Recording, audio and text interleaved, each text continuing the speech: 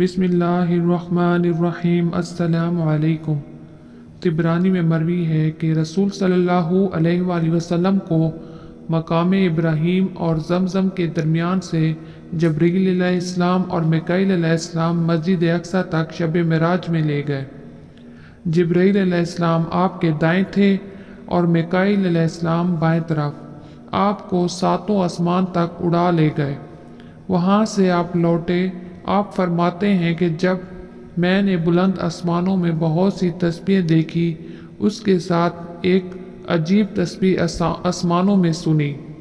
سبحات السماوات العلی من ذی المہابۃ مشفقات ذوی العلو بما علی سبحان العلی العلی سبحانہ وتعالی۔ ترجمہ: اور تعریف بیان کرتی ہے، لیکن اے لوگو تم ان کی تسبیح کو نہیں سمجھتے، اس لیے کہ وہ تمہاری زبان میں نہیں۔ حیوانات، نباتات، جمادات سب اس کے تسبیح خواں ہیں۔